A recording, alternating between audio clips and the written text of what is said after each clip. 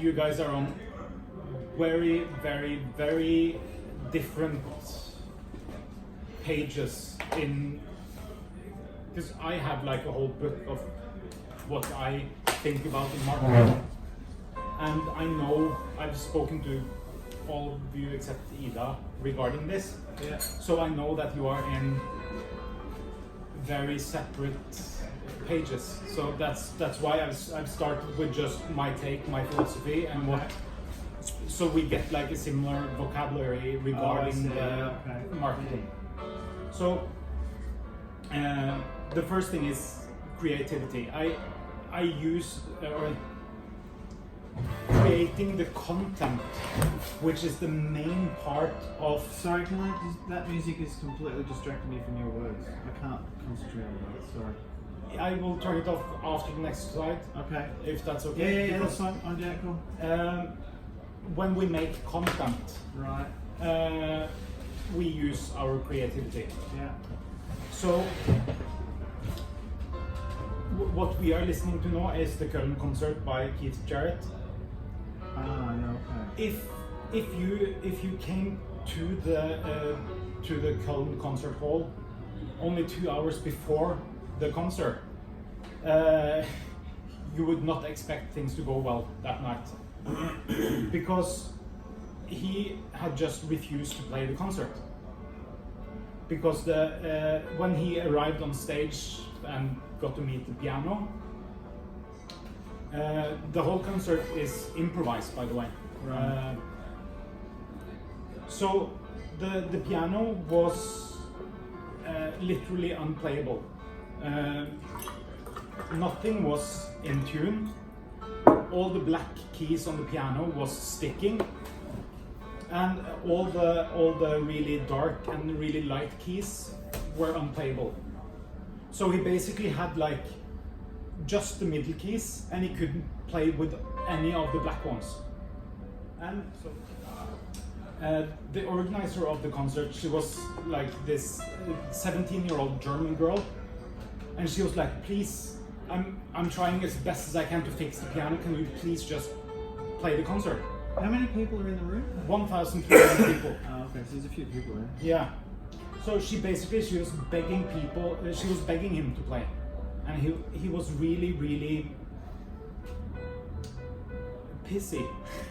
Because I can't play on this. This piano is broken. And she was like trying to tune everything and to get everything going in just the last 2 hours. And he was like, okay, I'll do the concert, but only if you record it, so I can show you how fucking terrible it was.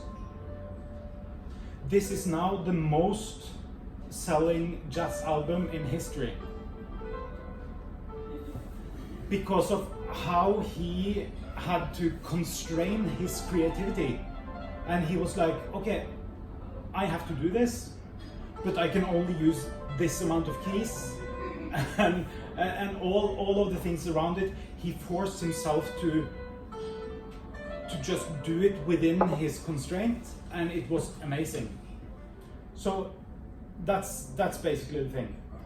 To create content that speaks to people and within a frame. So you're saying we should constrain ourselves? Yes. But we should also constrain ourselves regarding both what we are creating, the time frame we're creating things in, and making it good enough for the audience. Because some of the people I work with, they have this really, really, really high expectations of what we are producing. So, and I'm more of a, okay, let's just focus for maybe 1 hour and see how well we get things done within that hour. Good enough is the goal. Yeah, good enough is the goal, and then just create more. But all of your businesses have like you have unique customers with expectations, and I'm guessing it's a quite different set of expectations from all of the customers. But But identifying the customers and building like a campaign towards that audience is basically the fundamentals in that the success of that campaign. So for instance, Andy, you don't care about a 10% off all skincare products or hair products or whatever. Steve might. Steve might. Yeah, but that's the thing. It doesn't matter. I'm not leaving. Fuck this. You're talking about when I'm looking at advertising, not when I'm creating marketing. Yeah. It's when you are the consumer. Because you're not the intended audience for makeup, for instance. But we all have our intended audiences. But to have like the vision on making that like really clear, who is our audience? It should be more than just, yeah, well, I like to speak to people who want to have dinner, because that's too broad. You should always try to like make a specific persona that you can say, this is Maren. Maren is 34 years old. She is traveling to Tromsø now because she has gotten a raise and she wants to do something for herself for once, and she's researching on Google, and she's doing this. Right. So yeah, so creating this fictional character based on actual data on your clients or customers and who you want to reach. Can I question? Yes, of course. That's what we're here for. But if you've got like different customer segments, Yeah. how can you do that without like becoming totally schizophrenic? You make different kinds of personas. Like I think you should have at least 3 really defined personas for your business. And when you create content, you should think, what persona am I creating this content for?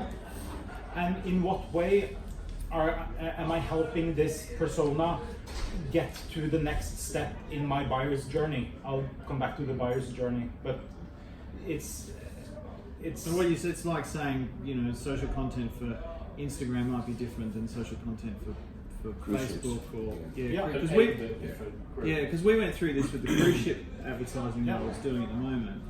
So yeah, it's just you just can't treat them like one big chunk of audience. And I think like I'm aware of this. I know you're aware of this. We've been talking about this a lot. But the thing I'm getting out of this now is don't be lazy with this.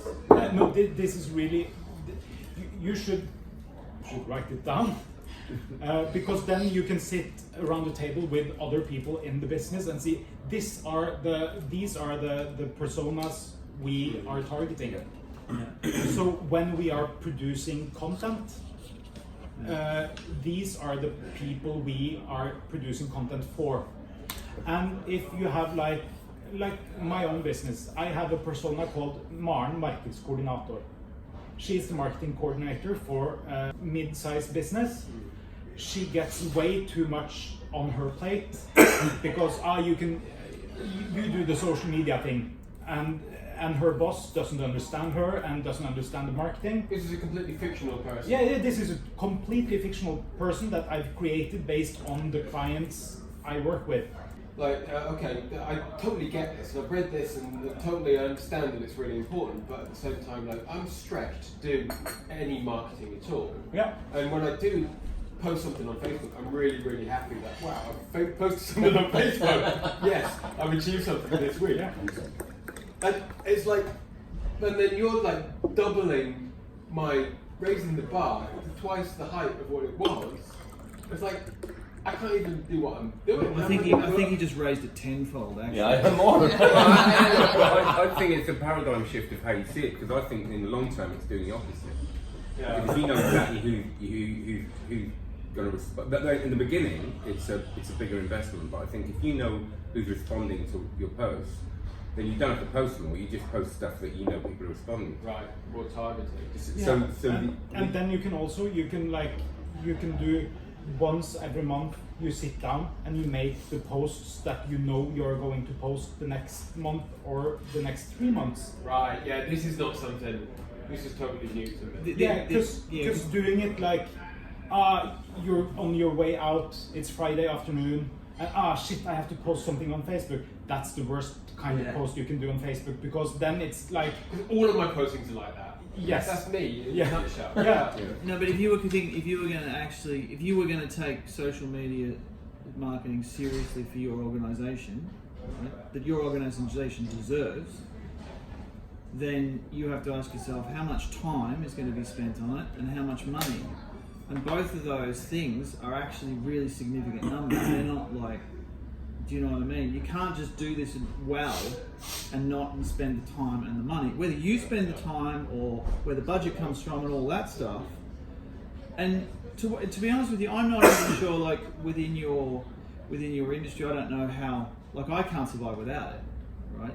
I don't know whether you could, but one thing I do know is you'll get more growth if you do.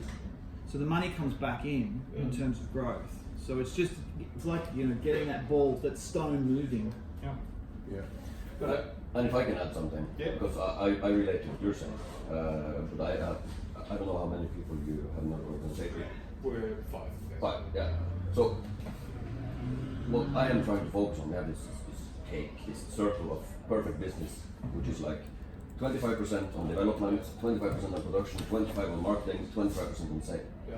I have to push myself to this 25% marketing all the fucking time. Yeah.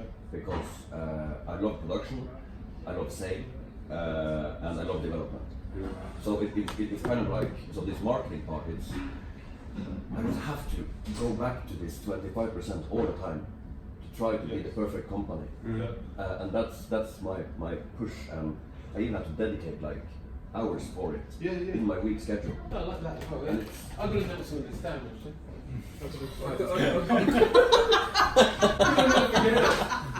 See what he's doing, Matt? He's writing it down on a piece of paper. I've got a big question that I've had for years with this, and it's not disagreement. I love it, but I have two. I'm still trying to work out because what I end up doing is guessing what my demographic is, guessing what, but that's based on, it's like a business plan. It's based on nothing, because and it's not because it's because I think with magic, I did it with magic a few years ago. I went, right, this is my ideal. But then when I looked at actually who was booking me, I couldn't see a pattern. Yeah, but I was trying to see a pattern in it. In the beginning, you guesstimate. Yeah. So and then after you acquire data, you improve. So the iterations of the marketing is really, really important, because if you just I'm guessing this and you don't look at the data after a while, of course. it's we had this thing we did because we thought in the Koran that okay, our main business comes from like oil companies and big B2B companies in the Stavanger area, because oil and gas, that's where all the money is. And then I went through it's 20% of our business. Our focus was totally wrong in regards to who brings the money into the company. So we were like, oh, this is interesting. Why haven't we done this before? So I went back like 2 years and saw in 2017, I think, was the big shift for us. So then we just, then we have to take account of what's actually happening. I think it's difficult, isn't it, because the leadership company is relatively new, and I'm at that point now where that's where you're guesstimating.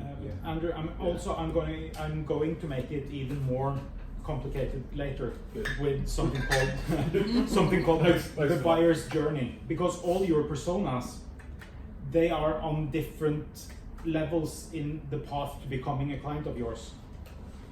Say that again. Yeah. One persona. I got it. Maybe they are not even aware of the need for your services, and then you have to make them aware of their need. Maybe they know they have the the want and the need for your services, but they don't know how to solve it. And maybe they have figured out, this is how I want to solve this, but I don't know who should provide that service. Yeah. So there's basically three. So if you have three personas, I got 3. yeah, and then you have 3 different awareness stages, like awareness, consideration, and decision. I got 9. I got 9 now. Yeah, and then we have platform, because Dude, you should just multiply that by 3. I was still thinking about breakfast. okay, I have divided into Norwegian numbers and international numbers. For the people that want to reach Norwegian customers, you have the social media tracker. I'm linking all this in the presentation that you will have after also. It's all Norwegian social media usage every quarter. And you get like how many people have a profile on Facebook, the ages and the sexes, the user frequency, some information regarding that, Snapchat. So Oh, wow. yeah, it's more people have a profile on Snapchat in Norway now than Instagram. Sorry, That's can crazy. I have a look at the age breakdown for the Snapchat? Yeah. So, 18 to 29. 80% and 91%. Can you see a further breakdown of that age bracket? No. Right, okay. 18 to 29. And what was the Facebook one? Sorry. Yeah, no problem. That was much more even. Yeah. Oh, that's 80. I see. In the age group of 25 to 29 in Snapchat, 80% of men have a Snapchat account. Yeah. Right. Wow. Yeah. That's a lot. Where am I? I'm in the 40 to 59 bracket, and 57% of yes, I don't have Snapchat. Yeah. But then, how many people use it? Daily, it's 71%, 72% of the people that have a profile, Yeah. they use it daily. 19% Wow. use it weekly. 8% use it once a month or rarer. Oh, that's the quarterly numbers. Okay. And this is over time. Yeah, So that's 20. this is 15, 2015. 2019. So you can see it's really increasing in the 60 plus. Yeah. That's how also that's why my mother and my father also got Facebook. It was because I started publishing things there, and my sister and the family. So then they didn't like the idea, but it was to connect with us again that was younger. And the same now with Snapchat, and my mother is trying to add me and everyone, and I'm just like, no, I'm not adding you on Snapchat. Facebook is fine because Snapchat is kind of the. So there are more people on Snapchat than there are on Instagram. Yeah. What was the overall Snapchat number in Norway? 2,500,000. Okay, so And half the country. And Facebook was how many? 83%. Ah. So Facebook is still really Yeah, it is. But I just have a question that we can find out that it's maybe the first question I should have asked, which is like if you're selling food or a good time or Yeah. isn't like, do you like then go to Snapchat and work more with that than Well, I have LinkedIn? But if you're selling like accountancy, do you start with LinkedIn and then not go straight to Snapchat? Well, Or are you building profile, or are you selling your service? if you have like this cup of coffee, which is really great, it's just 20 kroners. I could maybe sell that on a social media platform as the first connection, but most likely you sell something of higher value, and then you should have like an interaction with people. I think it's normal to have an interaction with a company like 14 times before you buy from them. So interactions, I mean, you can see their ad, or you can like a picture on their Instagram or something, and you do that maybe 14 times before you actually buy from them. So Is that what an you're actual saying- number, or is that just No, again, that's 14 times? Yeah, 14 times. Alright. I think that was the last number I read. My take on this is, and I don't know really. I just try to build a brand. Yeah. I'm just Yeah, all yeah. about building brand awareness and brand credibility, and then people can choose to engage with it because they're identifying with the brand. And now, when I'm thinking about you as an architecture firm, I don't know if this is right, but I'd be just really clear about this is who we are, this is what we do, this is what we believe in, because you're selling really expensive, complicated product. I'm selling coffees and food, but still, I don't do marketing and then think, oh, I'm going to create sales out of this. It's all brand. It's It's all not sales, branding. it's all brand. It's all branding. Yeah. And then if you're on Facebook with an article about how you're competing well, and then you're on LinkedIn, and then on Facebook with a lifestyle piece, and then on Snapchat with look at the new cocktail that we just.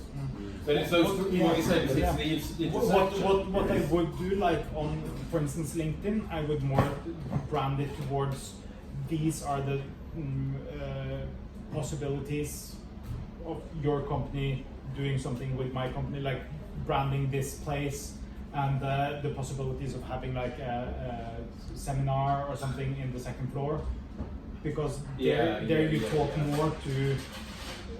more to business. Yeah, But because you're assuming that all of our customers are approaching through 3 different avenues. Well, that also depends on where in the buyer's journey they are, because Right. if they're not aware of if they're not even aware that they have this problem or need that you can solve for them, then no matter what you are telling them about your services, it's not going to connect because they don't know that they have this need. Then the communication should be like, did you know that this and this are the positives with doing it this way? And then they can connect that to, I have that need. And then they get to the next level, which is consideration. And okay, I thought about doing this. How should I do this? And then they start searching the net. So they might come up through one channel, but then they will look to other channels in order to fill out the picture that they're creating. Yes, that's the idea, please. I mean, you can get a feel as well. I think for me, when I've done stuff on all the channels, you start seeing quite quickly which ones are work. Which ones are getting views. See, Snapchat never worked for me because I didn't want to use it properly. But leadership is going to be well better on LinkedIn and maybe Instagram. But what you could do, because remarketing is a really powerful thing. Yeah.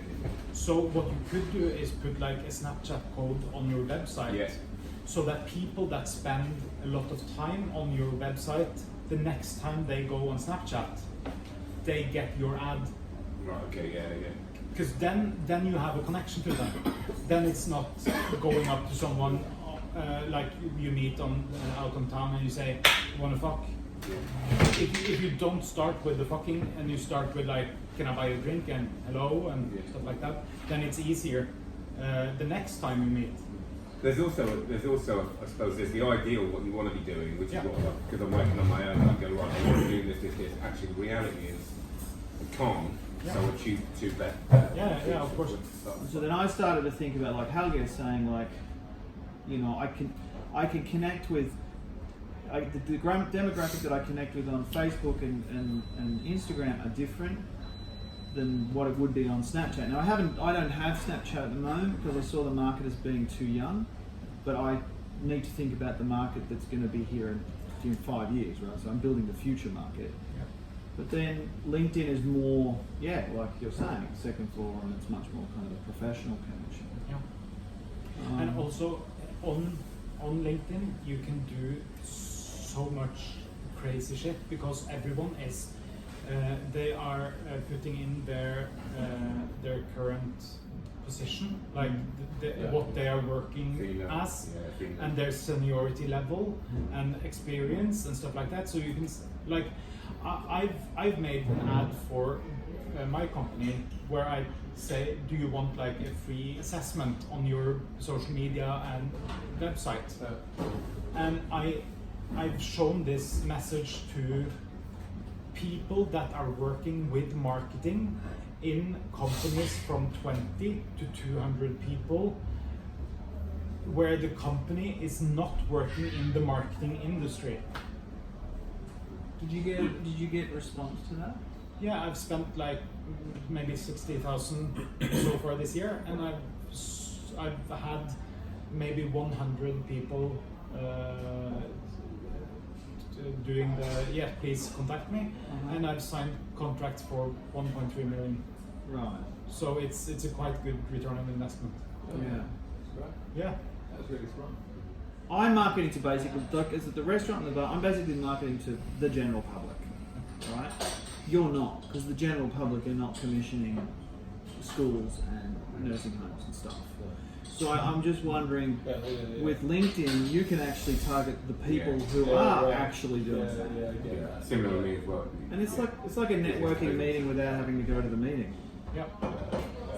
And if you get that, I think if you get that side of it really clever, and you get your Instagram and Facebook presence sharp, like it shouldn't be like we make these amazingly crafted, beautiful buildings, which what your stuff is, but our social media content looks like do you know what I mean? It's just not. It's not as professional as. It should reflect your business. Yeah, so you reflect the quality of the Branding, not sales, but it's directed towards the people who are going to buy. Yeah. Because it's got to be sexy, right? So I'm a guy who works in Commune somewhere, and he's the guy who's actually doing the thing, right? But I work in the same area, and I'm in Commune, and I see your stuff, and people do websites, but they also go and have a look at their social media, and if your social media content is just sexy, like we're just looking at buildings and go, and that's what I try to do with the shots here, is that you see a shot of the drink, and the idea is if you're not thinking to yourself, oh, I want those, then why am I putting it there? So your content is just super sexy, and then I'm like, fuck, have a look at this shit, and it's just like, and you're building this feeling of security and safety, and the idea that these guys really know what they're fucking doing. The people who are actually who are influential in the level of what people are going to buy stuff from you, they know each other, they go to parties together, they're connected, they went to, like, there's all these person to person connections that are happening, and Eric might say to a guy on a holiday, you should look at that. Oh, yeah, okay. Good special. Contradicting to what I've heard from him that has come from you also, supporting that any content is better than no content. Yeah, that's we are right. in the no content zone here because we hate it so much. So it's better than that your company does it for us. Yeah, but it should be from your mind. So if you send me like a list of this is my values and these are the things. Of course. Yes, but hang on. He can do copy for my content, and he knows exactly where I'm at and what I'm thinking and yada yada yada. And every time he does copy for my content, I'm like, no, and I send back the edit. Yeah. It's not my voice. No. Right. But you have a very unique. Your copy is your voice. Yeah. But sometimes it's contradicting to the selling.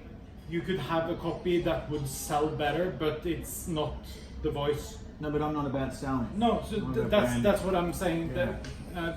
And that has been like a mind shifter for me, because my natural instinct is how can I present this in a way to increase the possibility of a sale.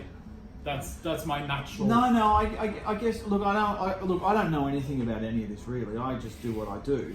But the thing is, if I go on to, for example, if I go to Billy Bragg's Facebook site, right? He's talking to me. Billy makes the copy. He's talking to me, right?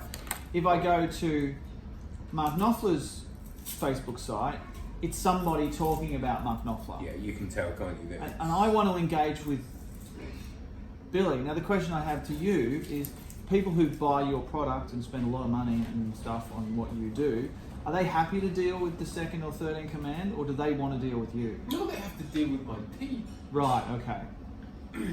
Well, it's the team. It's not about individuals. Right. It's always about the team. They buy the team. The trust, basically. Yeah. With the high-priced products, it's always like the trust. That's with every company. That's a very different thing, isn't it, than what you're talking about, where you've got marketing off a site, you've got somebody that's just paid to, because you've already got kind of a fan base. So it's like, hey, there's a new album, this is a new album cover, and it's all shit like that that isn't. It's bland. It's bland, but it's okay if you're a massive, like if I'm a massive fan of Eminem, I'm happy with just somebody saying, look, this is Eminem on stage somewhere. And I know he is not wearing it, but I don't give a fuck because he speaks to me for his music, da-da-da. Whereas Joe Satriani is his voice. yeah, Because the whole band is built around him as a guitar player. Yeah, but right. still if you're But if it's Pink Floyd, it's the band. The repurposing of content is really it's a big possibility there, because What's repurposing? you create some content and then you take that content and you work with it and it makes another piece of content. For instance, Yeah, right. if what I did for quite some time now, but I haven't had time, was to make like one vlog every week. So I spent the weekend thinking about what I wanted to say, how I wanted to say it, and then on Monday morning I went to the studio or the setup where I had like the camera and stuff, and I was just talking to the camera. And then I spent like maybe 10 minutes doing that, and I'm done. Then I have the video guy just cutting it for me to make sense, because sometimes I don't make a lot of sense in like one go. And then he uploads it to YouTube. Then I have this girl that goes in and do the subtitles. And after she's done the subtitles, she gives it to the content/SEO guy, who writes like a blog post about it, where he goes through what I've said and say it in a summarized way. That's good for SEO. What was SEO again? Search engine optimization. Ah. So that means I have spent 20 minutes on a piece of content that is now video on YouTube, a video on Facebook, a video, and we can and the video guy he makes one maybe 3-minute video, and then he makes a 15-second like intro on it that I can post to Instagram and will link to the whole video another place. And then I have maybe 10 pieces of content from 20 minutes of my time. yeah. And that what you just described is That's the repurposing. dream. Yeah, because That's what Gary does. Yeah, and that's then fucking, to then have I- that, to be able to delegate those bits. That's then time-consuming. because then I have like a small text that can be a blog post on LinkedIn, and it can be a blog post on my my personal website, and you can use like snippets of the blog post as a status update on Facebook, maybe with a picture from the blog, and link it to the blog. And so then your effort of spending some time thinking about a subject and then some time talking somewhat coherently into a camera about the same subject, that can create like really massive amounts of content. Are you trying to steer people? Are you trying to are you throwing out a net and trying to get people onto your website? Yes. So Always. it's not just Yeah. linking one to the other. No. It's always everything is going to the website. Right. Because if you only have like your Facebook and your Instagram and stuff and YouTube, you don't own that. It's like building a house on rented ground. Do they exist solely to capture people to get you to the website, or do they have their own? It Life. depends. It depends, because if people are in the awareness stage, they might not be ready to engage with me. They should just be made aware of their own needs and problems that I, in the horizon, can help them with. Yeah. But maybe I don't want to get them to my website when they're in the awareness stage. Maybe I want to wait until they are in the consideration stage. Is there something about getting them to your Facebook profile, to your LinkedIn profile? You know, because in a way that. Yes and no. I really don't care about that. I just want them to engage with me. Yeah, I want them to contact me. Yeah, I suppose, yeah. But also if they are working through what they want. If they watch like my Facebook video, I can retarget them. Yeah. So if you watch more than 75% of my video, I presume you are interested in what I'm saying. So then I can put up an ad saying, "Hey man, I saw that you interacted with my video. Would you be interested in a consultation about that?" Yeah. I could do that, or I could say, "Hey, my blog post about how to write interesting Instagram posts. Yeah. I saw you were on that page for more than 30 seconds. Do you want to have a one-to-one delving further into that subject?" Got it. This is everything. Oh, right, okay. So LinkedIn doesn't have retargeting in that way yet, but Facebook and Instagram has. But that's why I want to get people to my website. Yeah. Because then I use the Facebook pixel to kind of give Facebook the information on this person has been on my website. I want to re-engage with that with that. Yeah, that's a bit I find time. confusing, how to do all that kind of analytics and stuff. Andy, how you feeling? Hey. How you feeling? No, I'm good. But I've got this diagram. It's like here. I just want to make sure this is right. I've got my Facebook. I've got my website in the middle. Yeah. That's the destination. Yeah. And then I've got these other things that are leading to it. And here Yes. I've got Face, and here I've got Instagram, and Yeah. here I've got LinkedIn, Yeah. and here I've got YouTube. YouTube. And then I've got my 9 individuals here. Yeah. But should I link this person to this channel or not? Maybe. That depends. Persona 1. Yeah, but I would rather you just make the persona and then we can figure out, is this persona more likely to be on LinkedIn or on YouTube? Because if I'm searching for So what you're saying is I've got my persona 1, 2, and 3. yeah, And then I've got a line from them to each of these. yeah, For each persona. yes.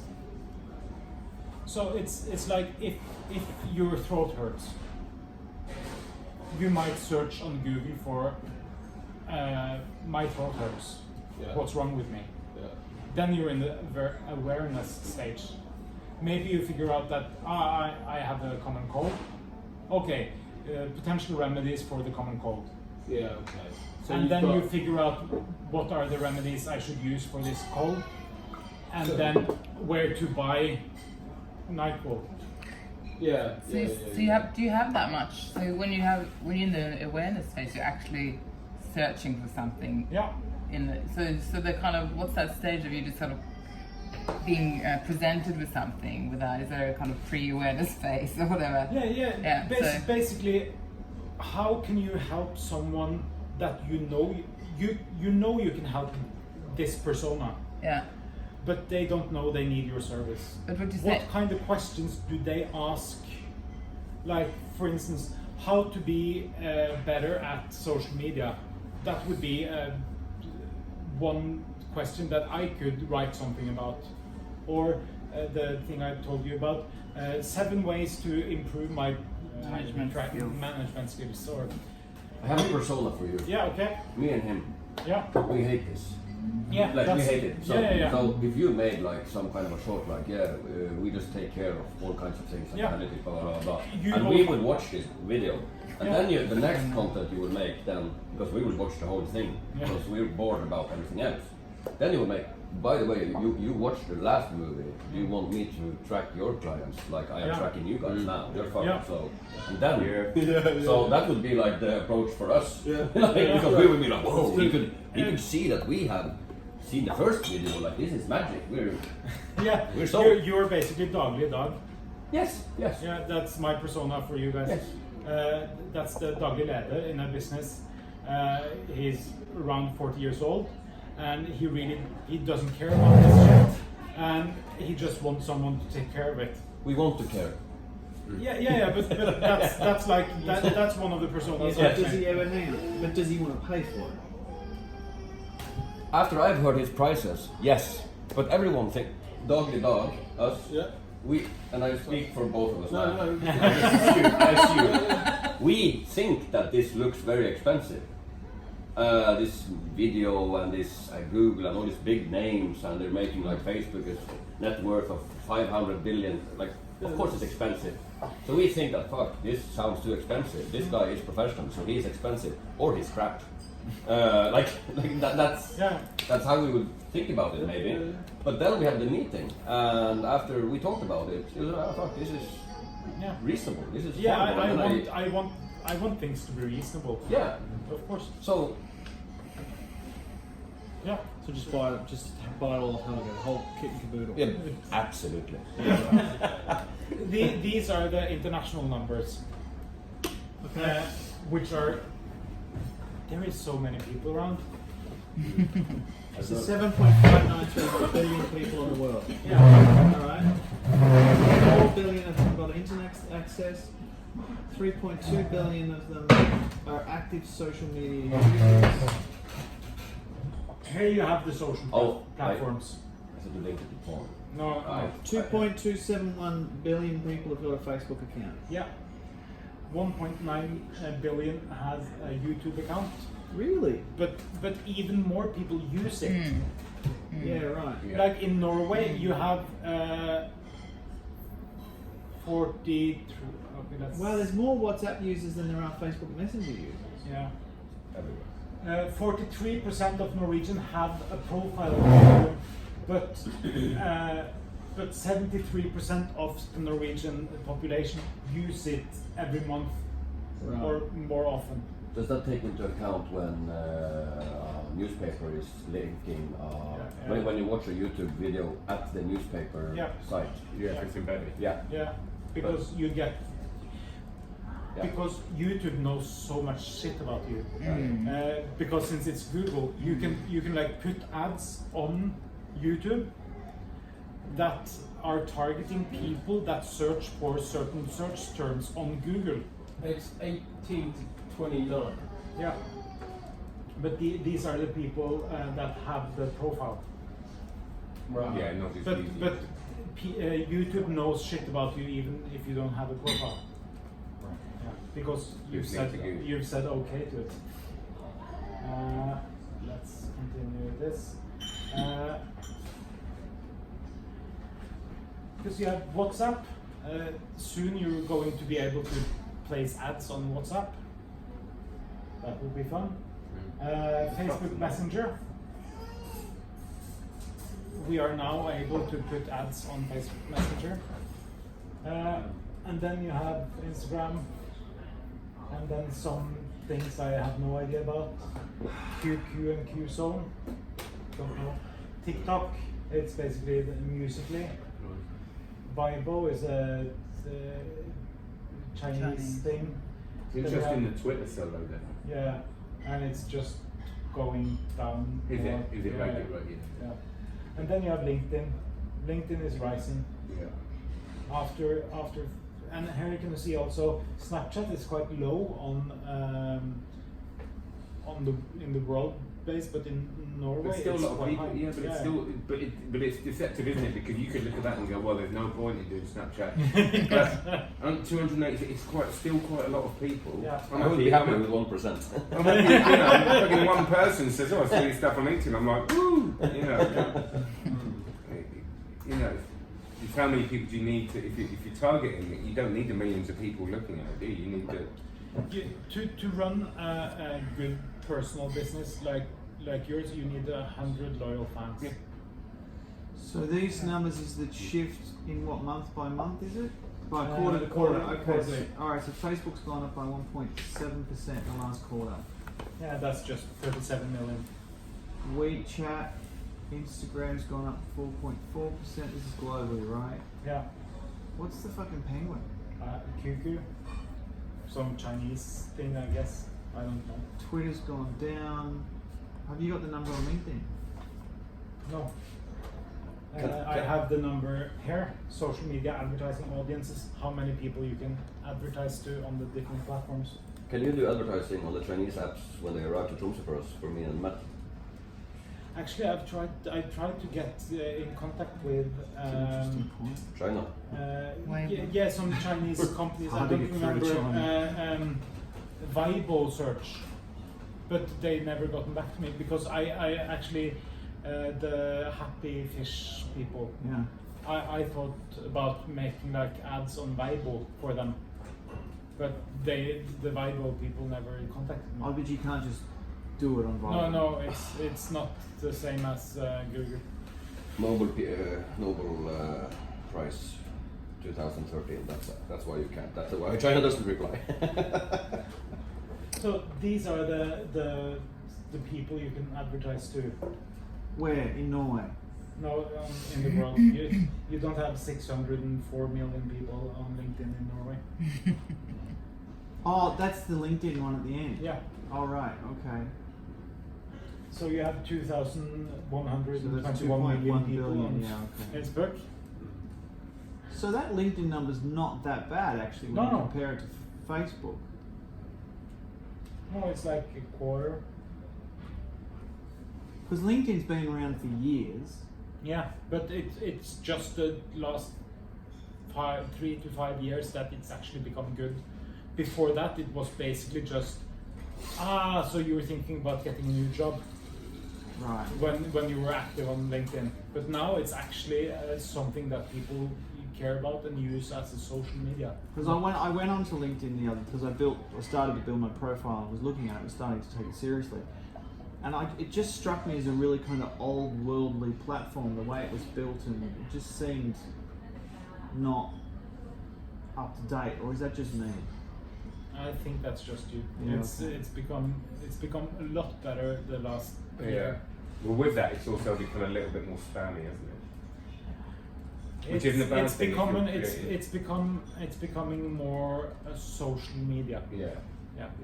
Which means I think is a good thing, because my thing was that because there's so much. Because what's happening now on LinkedIn is people are kind of locally for me, people are kind of putting little vlogs on it, but most of them are really bad. So my thinking is, if you've got this thing of actually putting one on that's really good, that's maybe shot and you've got some audio on it that's synced up, so it isn't just. And don't get me wrong, I still do it straight to the phone. Then you're going to create a niche quite easily of someone that creates good videos. Yeah. I've got a really basic question again. It was like the other night we were playing Risk in the office, and we took a photo and we put it out on Facebook and Instagram. Does that belong on LinkedIn, or should you like say this is not about business, so keep it off LinkedIn? I would do it on LinkedIn also. You do it on Yeah. on Free. Yeah. Humanise it, it's a nice little bit of small talk in it. We're actually people. We're a family, because the family is the value that you're selling. Yeah. But then too much of it, I think, then it becomes. Yeah. Because you do get people out there. Yeah. So every day there's different ball games. Are you making any like video? Do you make any video content when you're speaking? Lot. Yeah, okay, yeah, because that suits your business very well. Yeah. I You just should think- have a look. He makes a lot of video content. Okay. Every time I switch on any fucking social media platform, there's Stevie. But not as much recently, telling me though. something. Yeah. But if it's either your private account or because you do a lot of video. Yeah. But that's I think it's 40 times more engaging or more chance of engagement Video is. video. It's tricky though, Which is because growing. the tricky thing is you publish a video and you know, because when you do, people will actually like or engage with still content more. Yeah, I find. you won't be able to see, because some, especially with Facebook, because they have to then go back and like, don't they, if they watch you. So some of my videos are like 10 minutes of me fucking banging on.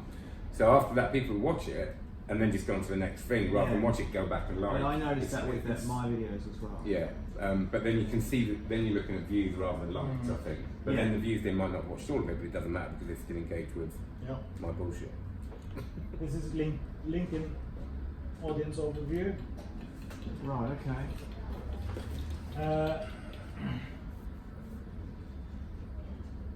Are you trying to target LinkedIn for us? Is that what this will like? This is Yeah, this well, building up there?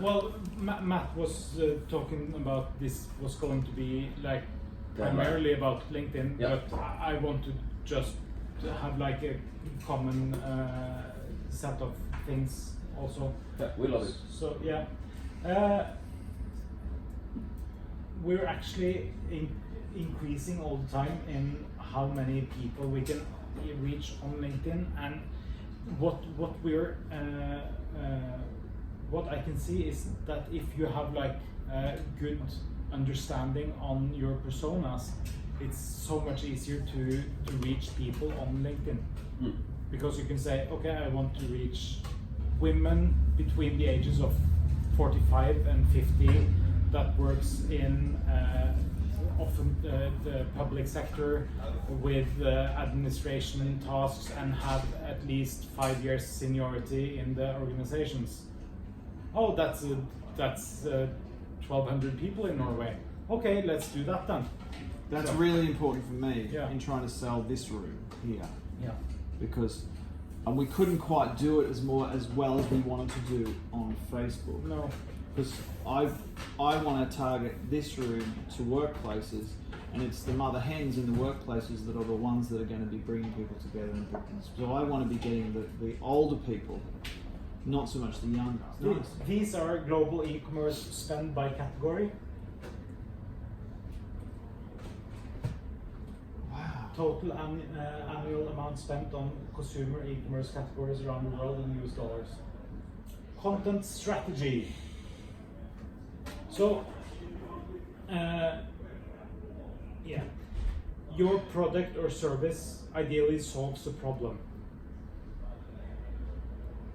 So, or a need or a want. In Norwegian, I always say you have to find the BUP, the need, the wish, or the want that your ideal client has. And you have to find the problem or the need or the want that they have, and how you can help them solve that problem or need or want. Yeah. And I was just thinking to myself, okay, well, what was the need Yeah. that our clientele had? What was the problem?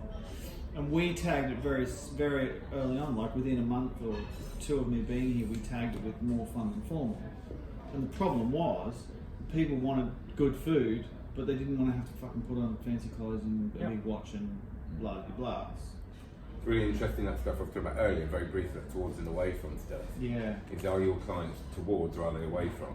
So the cars are really interesting. So the classic thing in the sort of 90s was that a towards person would want a sports car, something that did something amazing, Yeah.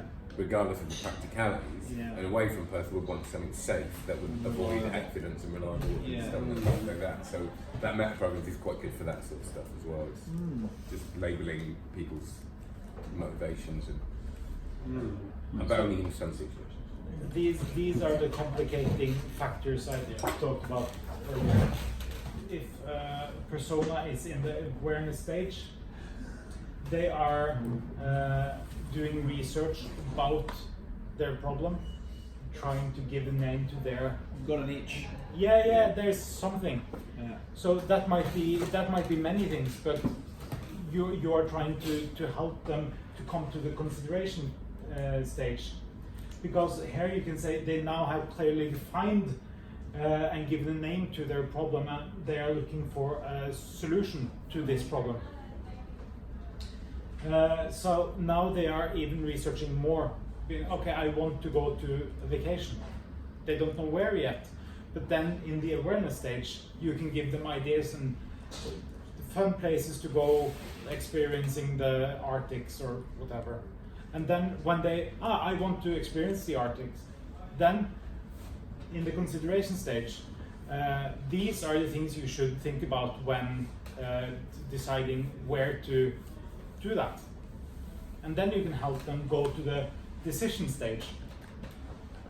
They have decided on the thing they want to do and how they want to solve it.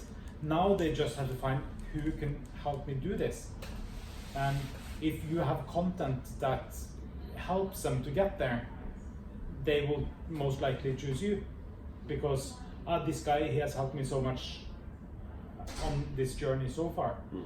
So basically all kind of contents should be a help to go from one stage in the buyer's journey to the next.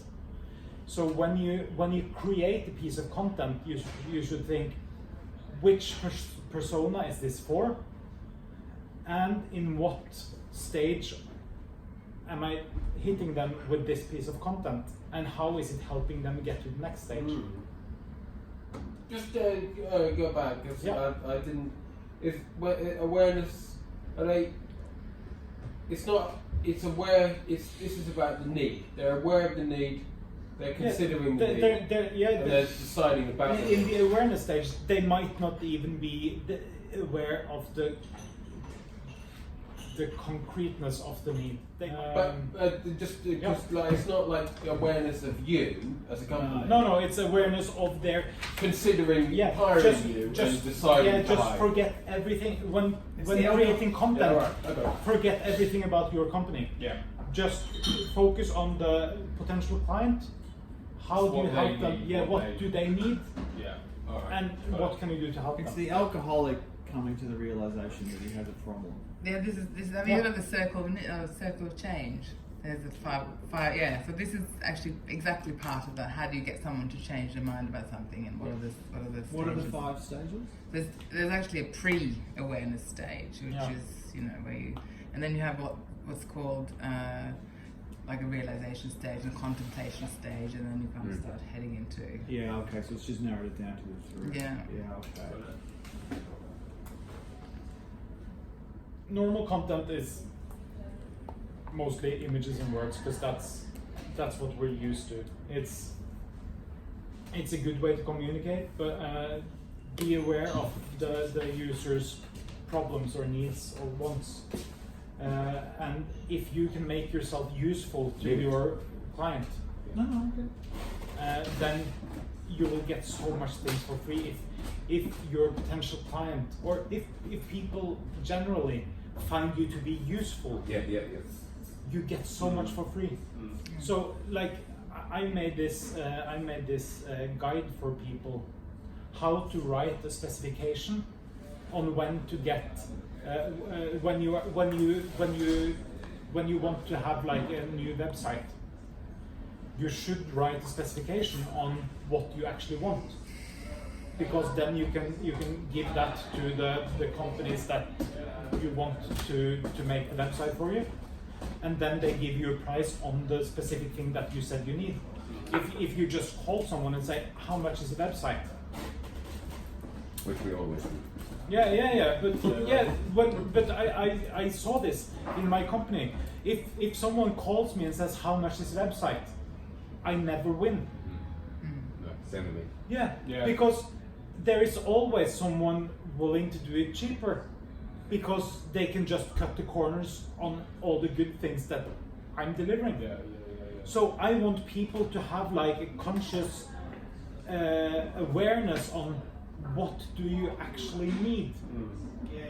How much do you have to spend on it? Who do you want to use your website, and what do you want them to use it for? If you have thought through all that And then you come to me and say, I have this amount of money, what kind of website can I get for that? That's my life. That's what I do. Yeah. And people come to me, say, I create. Yeah. What kind of building do you want? How much are you willing to pay for it? Where is it going to be built? Who's going to build it? And then Most importantly, in your example, we discussed it yesterday because I want to apply that to my website for another night, like how to survive in the Arctic, basically. Bring fucking warm clothing, blah blah blah blah blah. So what it does more importantly is rather than giving you like a proper way to give the offer, is that it shows trust because you're not going directly for the And then when I have this guide to write the specification, I give that away free. Yeah. You have to put your email in, but that's it. And then I know this guy. He's looking for a new website. So yeah, that's good. I like that. so then I can send them an email like, "Hi, thank you so much for being interested in me." On the landing page where I talk about it, I give like an introduction. So you would get some value of just reading that.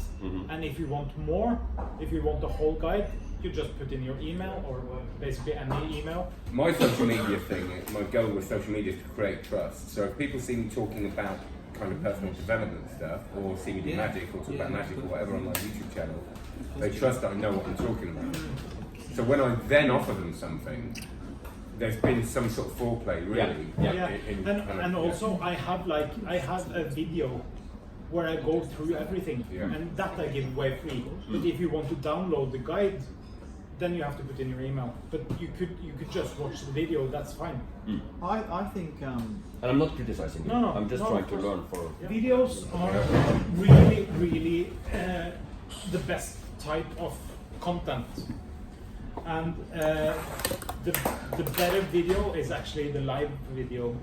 If you manage to do something on live video, that's because both Facebook and Instagram and You're talking live streaming now. Yeah. Okay.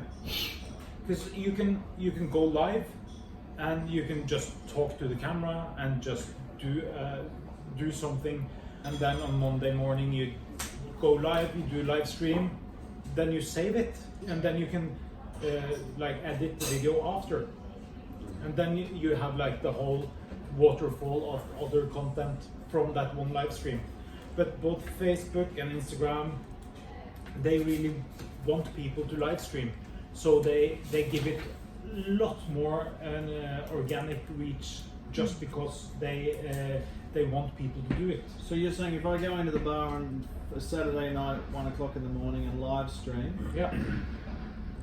how long should I live stream for? How long can you do it? And then once you live stream, you just push save and it then becomes a post? Yeah. I don't have to repost and No. shit, You just say this. and it just becomes a post? Yeah. Right. And you get people's reaction when you watch something that was live streamed. Yeah. You get like people's reaction and comments if somebody is commenting and stuff like that. You get that while you're watching the recording. So it this is gets something like- my staff could do. Yeah, we talked about having a camera in the bar with a button that someone in the bar could push to start live streaming to the bar's Facebook. Yeah, you talked about that. And I think that would be hilarious, or a great potentially idea. hilarious. Or potentially disastrous. That's why it's hilarious. Yeah. Tell me what Because it my is. original idea But- was we would have a live stream button, in the bar, but the camera would face into the bar, it wouldn't face out. Yeah. So we're working together. I'm just hitting the button, not telling you, but I'm setting you up for some stupid disaster. Yeah. Surely you need people's permission to film. Yeah, because Yes. there is the. That's why we were planning to have the camera inwards, so that all the employees. But you are know, aware. we have a deal. Any of us can push the button at any time. That's. But you, yeah, I don't know. But I just didn't get Yeah. that technically it means. But what you could do also is to have like, how often you change the menu in the bar. But maybe have like tastings and workshops around that and live stream that. That would be really interesting. And then Paul should be able to like, because he thinks a lot about how to make the drinks and how to advance everything. So he should bring a camera out up in the forest when he picks his tinve or multe Yes. or whatever, Yes. and just document it, and then we can figure out something to make it into like a post about that drink. How did this come to be? Oh well, I was walking up in the beautiful mountains of Tromsø, and I found this really cool cloudberry. And when I tasted it, I was thinking this could be really good with seaweed. And then I made like this syrup, and this is how we made the syrup. Blah blah blah. That'd be brilliant. Yeah. Yeah. That'd be phenomenal. And all the people that are interested in drinks would come to your website to see what is Paul up to now. And then if they are planning to like do an excursion, I would like to go where the seaweed cocktail is made. And I have to bring up an issue here. Yeah. It's like, because so much of what we do on the screen, on the paper, when we're doing workshops, I can't photograph it, I can't publish it, we can't talk about it.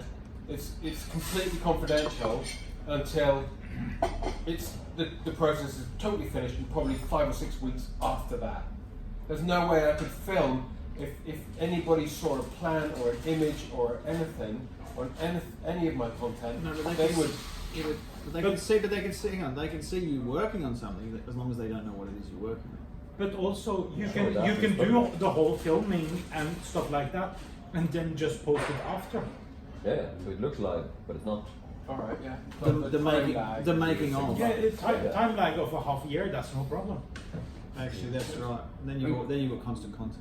And create, because I have a problem with confidentiality in any kind of coaching or Yeah, leadership yeah, training. right, So right, I can't of record leadership training. What I could do is, which I'm going to do with a friend of mine that's really good videographer, is I'm going to set up a free 1-2 hour leadership session in the studios, invite some people and say the deal is we film it. So it's kind of real, but it's not real. It's not they're paying for. So people come in for a personal development session and we film it, and they sign a disclaimer, release form. Yeah. And it's a win-win. They get a free session. So I think you can create scenarios, and actually they're real. It's not like you've got to act. They're real, but they're created for. And then my thing is, if you then film that 2 hour session, that could give me 3 weeks of 2-minute videos. And I've done it actually. Haven't I? I've put little things on of me doing the talk, and I do a little 30-second snippet of that talk, and just put it on social media. So I think you can. There's ways of doing it. At least one of my employees doesn't like being filmed. Yeah. Yeah, well then you don't film that in No. Yeah. But I also think your client actually would probably really like the process. You know, like every time Knopfler makes a record, he makes there's a half-hour documentary on how the record was made for every record that he makes, right? So I think, you listen to the record and then you're in the studios, you're interviewing musicians and shit, and that's really cool. So I mean, if I was commissioning a building that cost 250 million krona, I might be interested in watching The process, yeah.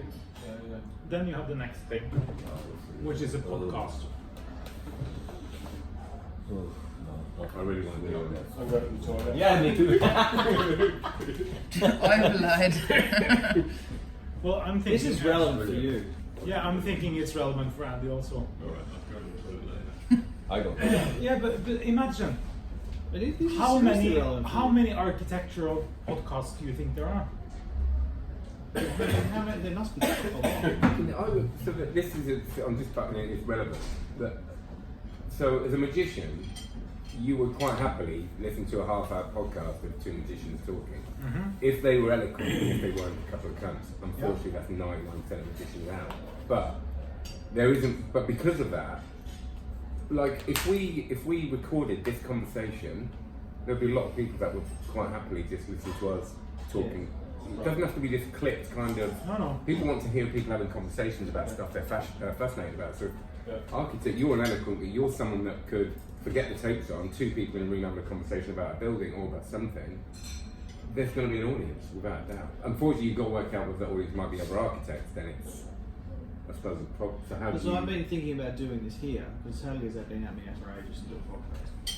And I was trying to think, well, how can I, because I'm always thinking, how do I get the most amount of return for the least amount of work? Yeah. So I'm trying to work out, how do I produce this in a way that's actually practical and doesn't become a huge distraction for me and everybody else who works here, right?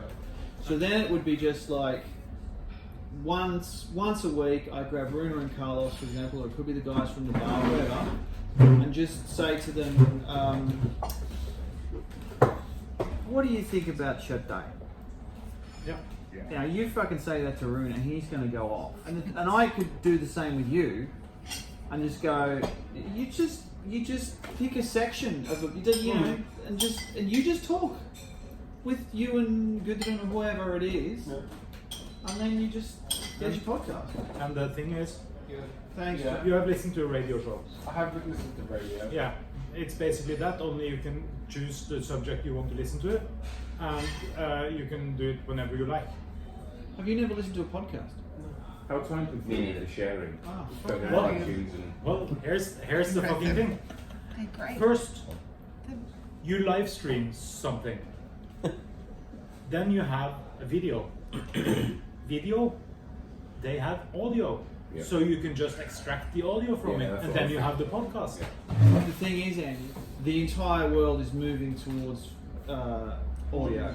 Yeah. Because you can do that while you drive your car, while you walk your dog, while you yeah. do all this Yeah. shit, right? Because Video, Gudrun never reads a book, but she listens to audio book. Yeah. podcasts all Well, day, yeah. every day. A lot of people listen to my show, my YouTube show, my review show, are in the car. They listen to it. Right. Because all you'll hear is Runa going, "What do I think about Shut Day?"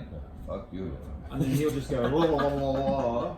Because, and the reason it is, and just so you have the context is because most of the animal ends up in Shut Day. And Shut Day being minced meat. yeah, but Runa's, we're using all these cuts that nobody else is using, and they're amazing, like the beef that you had. Beautiful. So I just need to pick what he's passionate about. Right, as long as my question is right, I won't have to do a fucking thing. And it's the same thing with you. So you need somebody who can ask you the questions that they know you're passionate about, and you ask questions of your staff that you know they're passionate about, and then everybody it's just like Does it work best as a one-on-one, or can you have like a whole team? Both. You can Or have, does it get like really you can have a confusing? round table. You can have whatever you like. Yeah, but you need if you're going to have a round table, you need somebody who can host it. There's a great podcast called 538, which is a US politics. So Nate Silver's an election. What do you call it? A pollster. Yeah. So it's these people that basically analyse the US election stuff, and I listen to this, and it's ran really well. So they have a host, and he keeps it tidy. Yeah. But I hate podcasts where people are talking over each other, and I'm just like, I can't deal with this. I just can't deal with the chaos. So I want a well-produced delivery, right? Like when I'm talking about social media to anyone, there's two things. One is think of yourself as a broadcaster, or at least this is how I think about it, right? And never underestimate how your capacity to be boring. So you want a professional delivery, and that can be, those documentaries where there's just a guy and you never hear the question, you never see the interviewee, the person just talks about stuff. I think it can go the other way though. I think so. What happened with me was I was convinced that what I was doing was boring as fuck. Yeah. And then everybody said, no, we can't stop listening to it. You need to do more. So I think if you go too far the other day, because I was doing it for my different practice, and people were like, no, we want, and I was like, Oh, that's interesting. Maybe I'm wrong then. so I think that fear of failure thing can be, that perfectionism can go too far, and you end up that's not worrying right. you're boring. No, And- I'm not. and- It's not yeah. that It's not that I'm. I'm not saying you're saying that, but I think it's all about the personality. If Yeah, you're the of sort of course. person that doubts yourself a lot, you've got to go the other way. Yeah, right. Do you know what I mean? It's Yeah. and that's where feedback's really important. But the thing is, if you had a podcast that was actually talking about serious, because if you were going to do an architecture podcast, I want to hear like serious, interesting stuff, which is actually telling me information about, it's informing my decision as to whether I want to actually engage your services. This is totally blowing my mind. Yeah, cool.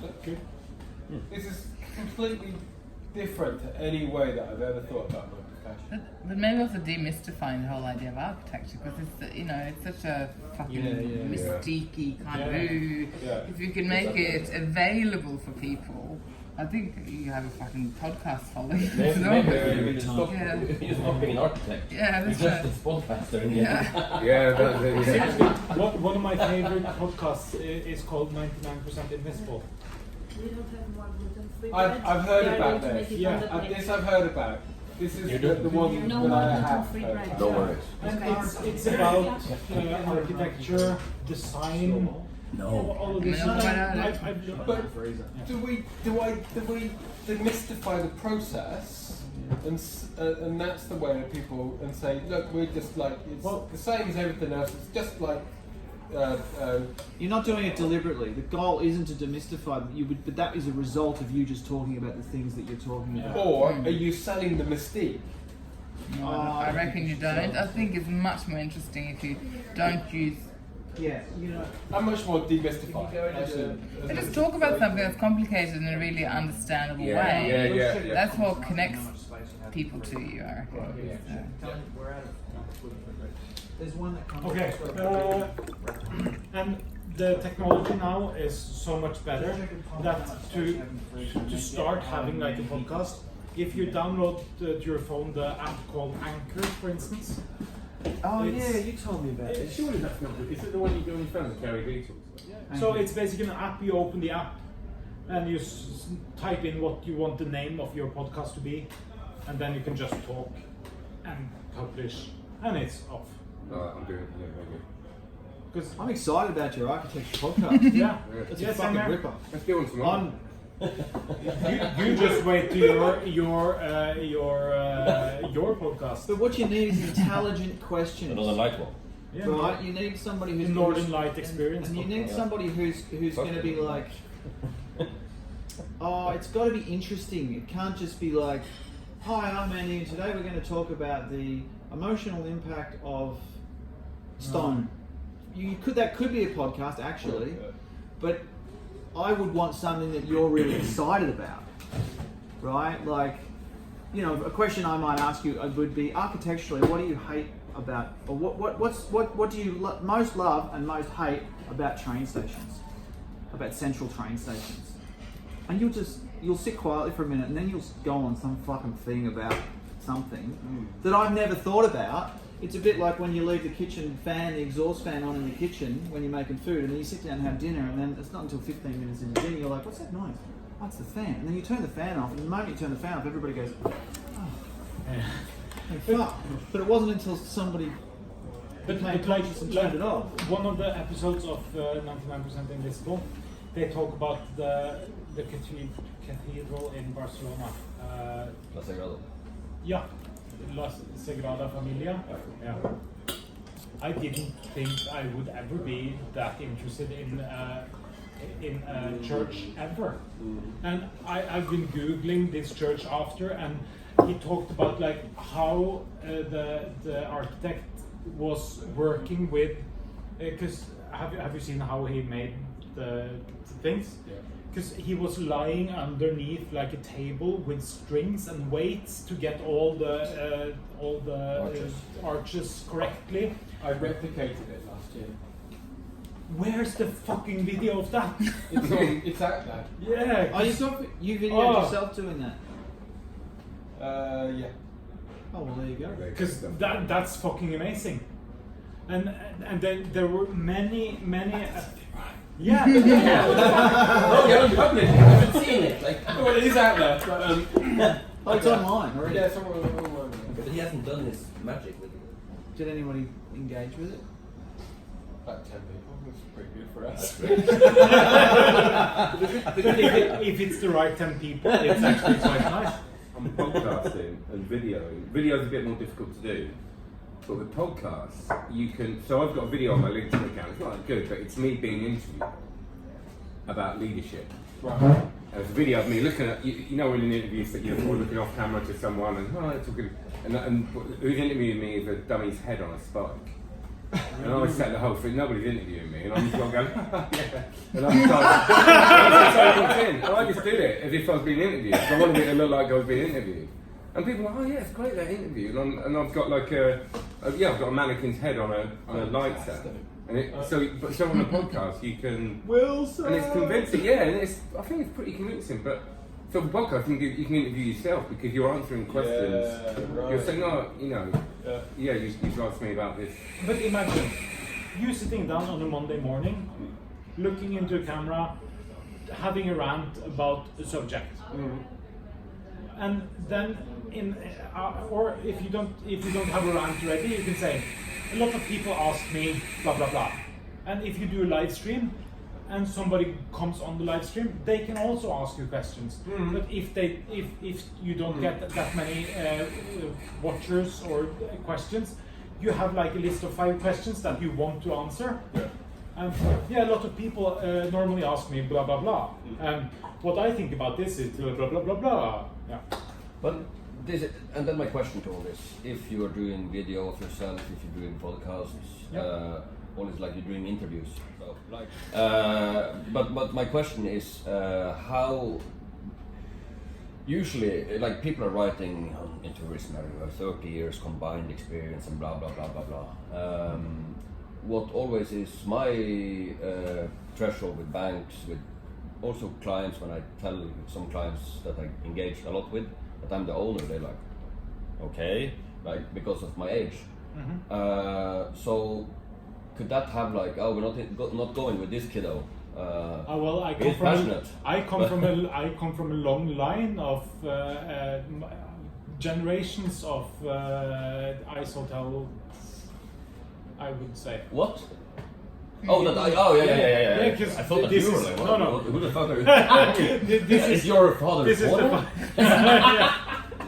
But the client doesn't necessarily. First, they don't necessarily have to know that you are the owner. No, you might be just the voice You're of the company. Face, outward face. There are ways of working around it. But I mean, there are people who are running states that are like Is it that you can? Because I just want every client. Yeah, but let's say now you have 100 clients. Yeah. You have more, but let's say you have 100. Yeah. And then with this, I expose you to 1,000, and 150 of them think you are a cunt, and they don't come. But 500 of them, they approach you, and you get like 250 of them. Then you still get more than the 100 you have at this moment. Yes. Yes. So that's my answer. So it's about the exposure. Yeah. It's about the visibility. Yeah. We had a potential client that came to us and said, hey, we are thinking about hiring or engaging a PR company, and we saw on your website that you did some PR work, and we want to do something big for Black Friday. Can you give us a proposal on what you would like to do with local radio, local news stations, and local newspapers and stuff for our Black Friday thing? And we were like, okay, we can say, we would do this and just do whatever we think they would like to hear, or we can say what we ended up saying, that you have given this task all wrong, because you say you want PR company and you want us to give you an offer on what we can do with like local newspapers and radio and stuff like that, but what we are understanding that you actually want with this is exposure and visibility, and then your way of getting that exposure and visibility is all wrong. Because if you have this amount of money, every time you choose something else away. If you have infinite amount of money, then you can do everything. But as long as your budget is finite, you should choose the things that gives you the most bang for your buck. Yeah. So what we think you should ask us is, how can I get the most exposure for our Black Friday campaign? And if you have done that, we would recommend this. Like this kind of setting where we can stop when That's fucking brilliant. feel like it, and we can ask questions and kick around and I'm worried that I'm like, Yeah, it is like because I'm Florence. such a new, that I'm sort of, No, you're asking all you the guys questions will be that where you can, you know. That's Well, we're- important. No, but there's a lot of things. Like I'm just said to Ida now. Like I'm feeling like I could almost basically give away. I could almost just do social media marketing for Badus and Proceeds and not have to do any other job. Yeah. There's that much. Like there's a lot here if you were going to do all of it and do it well. So I just try to do as much as I can. You know, as best as I can, but as long as the thing it keeps growing, as long as it keeps moving forward, then I'm happy. But I can't. But the podcast thing is interesting. We've been talking about getting it up and running, and I think I'm going to try and do something with that. I might experiment with it to see how it goes. Yeah, I would love that. You're a pioneer here with us, so you have to bust my ass after you tried it. 3-4 months with drinking and arguing about You've done really well. Because when we first started talking about it, you didn't have anything going really. and I hated it. Yeah, and then you've been doing great. And now I hate it. But I've done it. Yeah, but you Yeah, don't get. so, But yeah. that's when you're building any company. There's lots of shit you got to do that you're not entirely in love with. But not continuously. Like this is like a continuous pain in the ass. Like you never get rid of it. It's like a poor staff that's just like all the time. And he's trying to fire this guy and can't. He's the owner, so Just shut up. Just really valuable, honestly. Is it Eric or Eirik? Eric. Eric. You know, it doesn't matter. Because we've been calling you Eric, so it could have been gone either way. I reply to anything. Just don't put pickles on his burger and it's fine. Yeah. Alright, so Give him the back yeah. page of the brochure or magazine.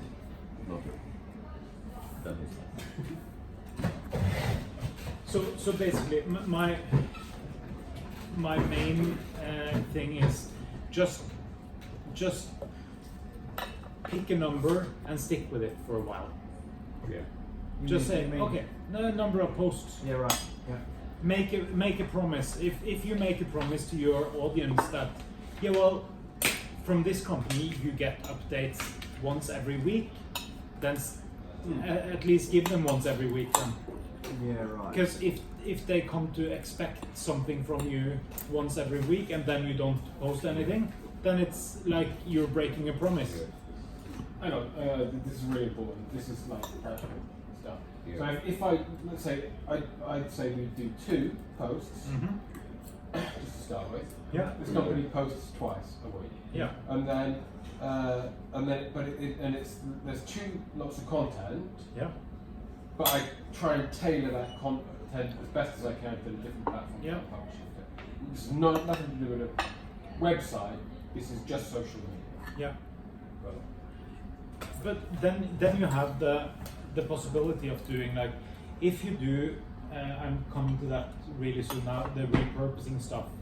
If you do a live stream on Monday, Yeah. and then on Wednesday you take the transcript of that live stream and you post it as a blog post on your website, and then on Friday you post to LinkedIn that, yeah, now we have a new post on our blog, here's the link for it. Does that count as one? Or For does me that count counts as three. So it's one content. It's but it 3. yeah, but you repurpose the content, so it might be one piece of content or one intellectual property that goes out from you, but you repurpose the content to. It's like if you have an elephant and then you take a closer picture of the trunk, that's a picture, but it's of a trunk, and then you take a picture of the ear. That's still the same elephant, but it's the air. So it's the same, but it's not the same. But I kind of think about it in terms of, like, you know, the story has to continue to evolve. So I'm the viewer, right? And if you want to, like, as long as I'm the viewer, you're not telling me the same thing over and over and over, basically, if you understand what I mean. But you have to remember, it's most likely it's not the same people watching him on Facebook, Instagram. Oh and no, LinkedIn. splitting it between platforms is Yeah. different. Yeah. No, I mean if you like, you know. But I mean, this is the other thing. I post on Instagram, and I share it go straight to Facebook. I go to Facebook and pull all of the hashtags off because I don't like the hashtags on Facebook, and I know you like the hashtags on Facebook, but I just it feels too like a sell. Yeah, But but what I do leave is- then you could do like the period, enter period, and then it gets underneath the C more. No. I just put hashtag Badus, hashtag more fun and formal. That I'm comfortable with, not hashtag cocktail. But that's just me, because this is the other thing, right? Like I know, for example, you know, industry standard is, you know, try and upsell. And I just hate the upsell. I'll upsell drinks, but I'll downsell food. Because I don't want you to leave full, right? Now, there's an argument that's going to say, well, Matt, you get less sale per customer, per visit, right? But I'm all about the brand. Yeah. So I just want you to leave comfortable and not walk out the door and go, oh. I just want you to get value for money. Yeah. So there's a part of me that even though it might not necessarily be the correct or most profitable way to do it, if it doesn't feel right, I'm just going to be like, nah, it doesn't feel right. You're very much like this as well. Yeah, but that's just sticking with values, isn't it? It's like what I talked about on this video I did last week. That ethical. I mean, we could all be unethical and make more money. Yeah. Have a plan. That's going to rub it on. This. Just in case. Yeah, this is important for me. Yeah. Then. Hang on, go back. Yeah, go back. What does granular mean? Like. Down to Specific. Texture. then I forgot to give you the 6 points of the. Okay. Here I've actually deleted the 6 under the things in the marketing plan, but What are they? don't remember right now. Okay, excellent. Yeah. That's fine. They weren't Yeah. important. That's not what you wanted. Make a fucking annual plan that you make and you try to stick to, because then some things are inevitable, things that happens every year. You have Christmas. It happens approximately the same time of year every year. Happens at exactly the same. Yeah, And also approximately. the seed. Easter No, is exactly. approximately the same. Easter's approximately Christmas to be done. Yeah, approximately. And then the other thing that's changing that I struggle with sometimes is especially up here, is the weather, Yeah. the seasons. I can't go posting winter photos of bushly dark rooms right now because it's just not. No, right. So sometimes I end up with an overlap where I've got all this content that I suddenly can't use because Yeah. the weather is shit. The terrace, like come to the terrace. Yeah, yeah, but the thing is, just make an annual plan, because you have like seasons. Yeah. Maybe there are some sort of themes or something that you want to post in that season when it's going towards, like, I don't know, Valentine's or something. Is there something you can hook onto that? Is there something about your industry that has like specific dates? Is there any time of post content that you can attach onto something in your industry, like the time frame, time wheel thing? And then you can plan your fucking posts far ahead, so that you can sit like in January, you can spend a week just plotting out all the posts you know that you are going to make this year, and then schedule it, and you have done like 50% of the posting. I was just thinking about you, Andy. Like, you know, the I'm assuming they still make the World Encyclopedia of Architecture. It comes out every year, right? That book that's like the top 100 buildings. They have revised. They have done it several times. Yeah, but I don't know if it's a regular thing. Oh, okay. But I can check. Right, but you know that book that the building you and Gary did was in, Yeah. right? So when that comes out, I would love it if you did a Review. Review, You could yeah. do Yeah, and review. it's just like these are my top 3 picks, and this is why. Yeah. Yeah. Or in fact, you could do Well, there's other stuff that happens every year. Yeah, right. Yeah. You should be commenting on all that stuff. December. So, You know, and the other thing too. Approximately. The other thing too is I wonder whether you can use social media as a way, because you're doing a lot of tendering competitions, right? Yeah. I wonder whether you can use social media as a way of kind of explaining and kind of like adding to the competition, your application process in a way. Do you know what I mean? Like you can say, But isn't this what's confidential? Yeah, but the thing is, in a lot of your, we just got like a cool tender from Doffen now, right. where they said price is like it's not the only criteria. Yeah. You have price. I think they said price was 1/3, and then quality is 2/3. Yeah. But if your social media builds up your perceived value, then the quality bit, if they recognize you, the perceived quality is also maybe a bit increased. Maybe not much, but if you get 1 point No, more, I get it. Yeah. I totally understand that. But one of the things that you have to think about is how can I help my potential client look better on the things that they are being measured on. Yeah, right. So it really doesn't have to be, you don't have to explain to, like, I can explain this better if I use my own example. My markedskoordinator, the marketing coordinator, she, because it's most of the time it's a she gets measured by her boss on how efficient she gets tasks done.